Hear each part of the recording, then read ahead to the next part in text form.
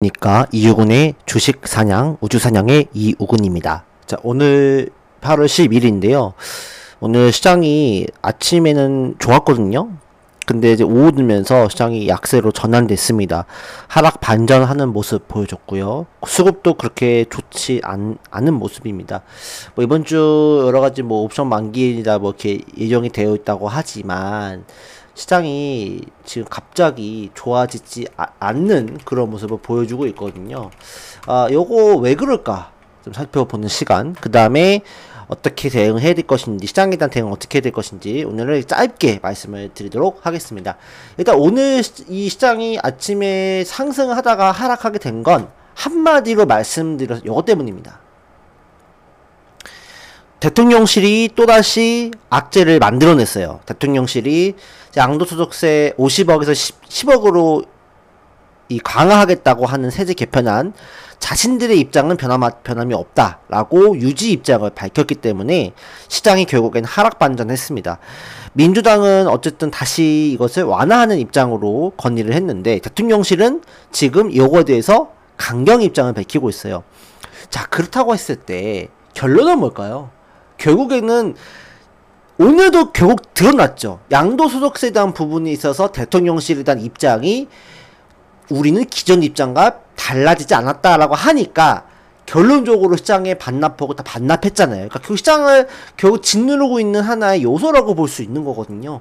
그러니까 결과적으로 지금 제가 누차 말씀드렸던 대로 이 8월 증시에서의 핵심은 한국은 양도소득세 뭐 법인세보다도 양도소득세 기준을 완화하는 이 부분들이 중요할 것이고 미국은 금리 인하가 될 것인지 하는 부분들이 중요하다라고 말씀드릴 수 있겠다. 근데 금리 인하에 대한 부분은 점차 조금씩 뭔가 잡혀 나가고 있어요. 하지만 오늘 뭐 미국의 CPI, PPI가 곧 발표가 되니 여기서 어떻게 또 바뀌게 될지 알 수는 없어요. 근데 일단 적어도 우리나라는 양도소득세 문제가 당에서는 뭔가 바꿔보려고 하는데 그쵸? 당에서는 변화를 추구하려고 하는데 정에서는 뭐예요? 변화를 하지 않으려고 하기 때문에 엇박자가 나고 있고 결국 시장에 다시 한번 어두운 찬물을 이 어두운 그림자를 만들어냈다 이렇게 볼 수 있을 것 같습니다. 그러니까 결론적으로는 누차 말씀드렸던 대로 8월 증시는 관망의 흐름으로 봐야 될 것 같고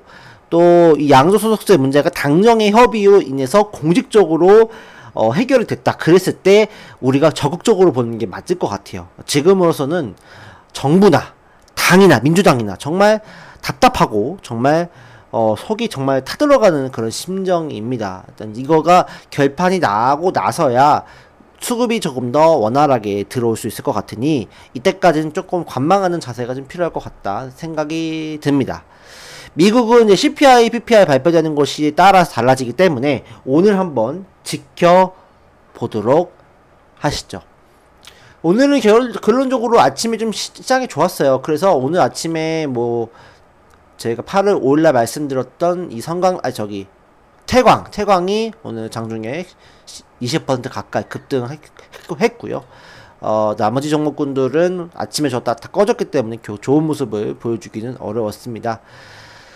따라서 우리가 매매할 수 있는 종목군들은 지금으로서는 뭐냐면 한계가 있기 때문에 지금은 우리가 조금 매매를 지양하는 방법으로 가야 될 것 같아요. 그리고 매매를 하고 싶다 하더라도 분할 매수하는 관점으로 보시고 아까 어제 말씀드렸던 뭐 조선, 방산 이쪽 조선과 원전 그다음에 뭐 바이오, 반도체, 2차전지 순환매 장세가 이어질 것이니까 거기서 우리가 체크해 보시고 엔터 뭐 이런 쪽으로 순환매 장세를 기대하면서 하락했을 때 오히려 분할 매수하는 관점으로 보자 이렇게 보시면 될 것 같습니다.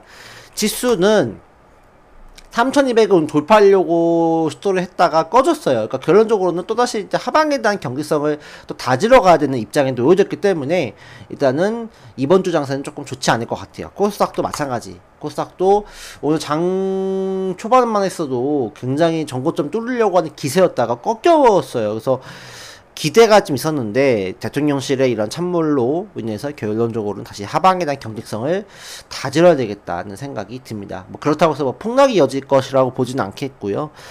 그래서 어쨌든 결론은 뭐냐면 일단 관망하는 자세가 좀 필요하지 않을까라고 생각이 들고 양도소득세에 대한 입장이 좀 변화가 확실히 당정이 협의가 돼서 이제 결론을 내야 되는 입장이라고 보시면 될 것 같습니다. 그러면 딱 두 가지만 종목만 말씀드릴게요. 오늘 잉글우드랩, 어제 제가 잉글우드랩 별로라고 말씀드렸는데 아침에 잉글우드랩 폭등했어요. 아침에 장중에 10% 막 이상 급등하더라고요. 그래서 야, 이거 왜 그러지? 이거 좋지 않은데 했는데 아니나 다를까 장후반에 마이너스 7% 하락, 8% 하락하면서 이 장중에 거의 뭐 20% 가까이 하락을 고점을 잡은 사람들 기준에 의하면 상황이 됐습니다. 이런 흐름들이 나오고 있기 때문에 이게 따라가는 추격 매수하면 절대 안 된다는 말씀. 그 다음에 두산 에너빌리티, 제가 두산 에너빌리티 어제 말씀드렸죠. 어제 제가 두산 에너빌리티 어떻게 말씀드렸냐면, 내 장이 열리게 될 경우에 아침에 시초가에서 뜨고 나서 조정받고 다시 한번 올라갔다가 조정받고 이런 계단식 파동이 나왔을 때 이 하락 부분에서 잡으면 된다라고 말씀드렸잖아요.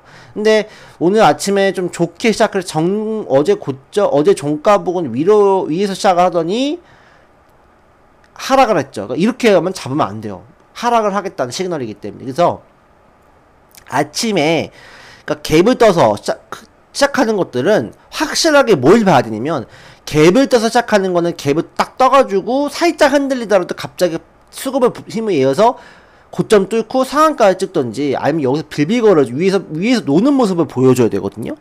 근데 이게 아니라 올라갔다가 그냥 쭉 꺼져버려요. 이렇게 꺼져버려요. 이런 거는 조심해야 돼. 이렇게 될 수 있기 때문에 장 초반에 급등하는 건 확실히 내가 장 시작 30분 안 동안은 내가 모니터링을 잡고 있어야 돼요.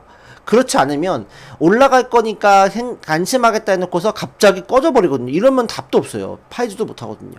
제가 그러니까 뭐라고 했어요? 그러니까 올라가더라도 계단식 하락을 할 수 있잖아요. 하락하더라도 다시 한번 정고점 뚫고 이렇게 올라가주는 그림이 나타나면 이 자리에서 매수 하면 된다 이 말씀이거든요.